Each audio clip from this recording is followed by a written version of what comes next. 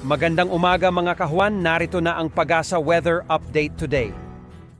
Narito na ang taya ng ating panahon ngayong araw ng Biyernes, August 28, 2026.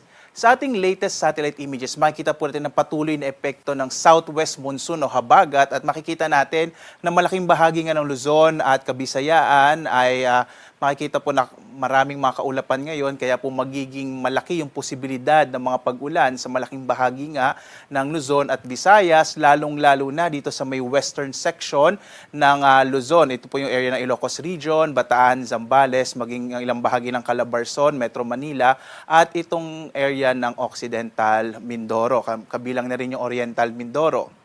Patuloy pa rin nating minomonitor itong low pressure area na huli nating namatan sa 720 kilometers silangan ng Itbayat sa Batanes. Posible pa nitong maging bagyo lalo na this coming weekend pero hindi naman ito magkakaroon ng direktang epekto sa ating bansa. Hindi natin inaasahang maglandfall sa Pilipinas at ang magiging direksyon nitong low pressure area na kung sakaling maging bagyo ay sa may bahagi naman ng Taiwan. Kung sakali po maging bagyo ito, tatawagin natin itong Pilandok.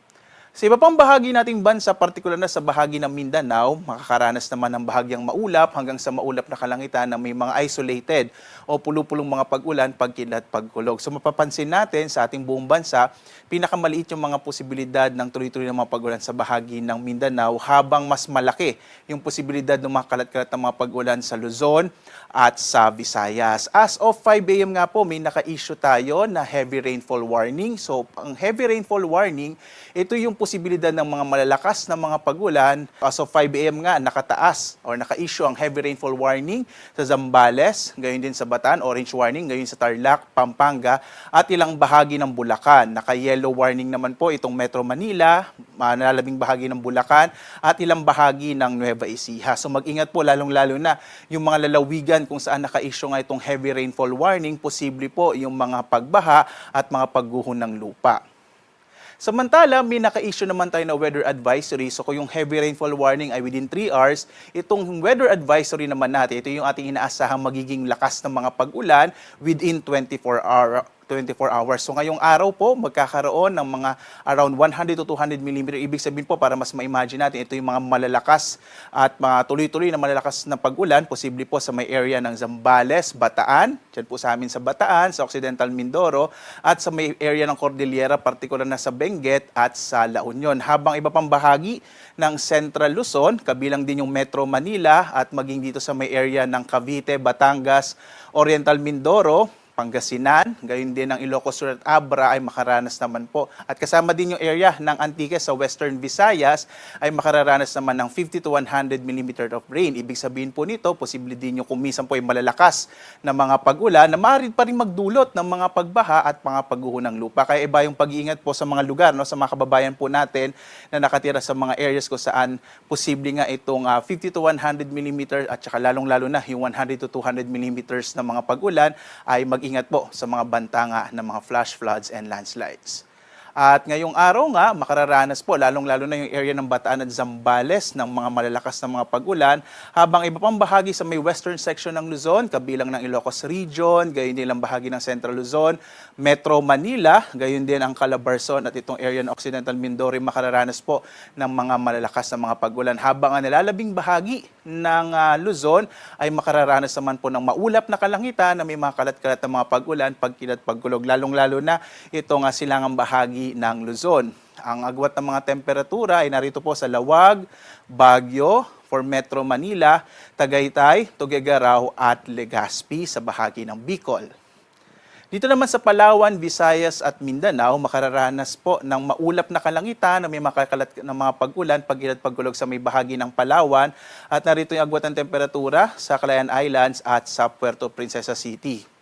Makararanas din ng maulap na kalangitan na may kalat-kalat ng mga pag-ulan, pagkilat, pagkulog ang bahagi ng Kabisayaan. At ang agwat ng temperatura ay narito po sa Iloilo, Cebu at sa Tacloban.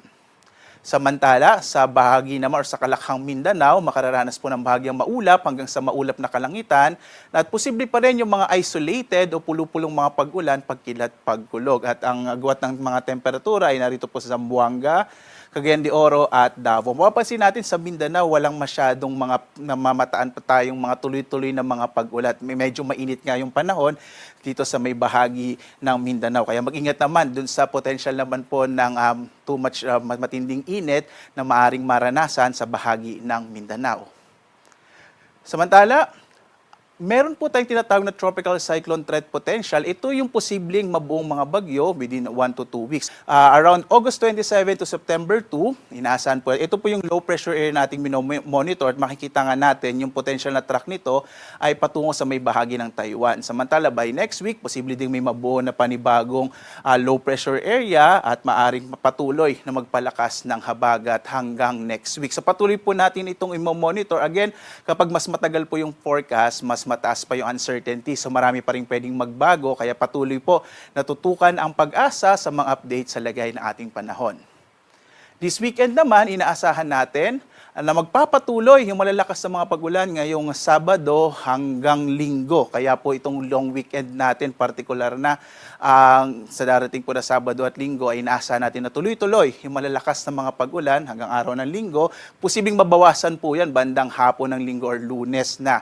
Kaya sa mga kababayan natin na may mga activities this coming long weekend, ay consider natin yung in-expect po, inaasahan natin na mga malalakas na mga pag-ulan, lalong-lalo na sa may western section nga ng Luzon. Yung area ng Ilocos Region, Cordillera, Central Luzon, Calabarzon, kabilang na yung Metro Manila at sa may area ng Mindoro provinces.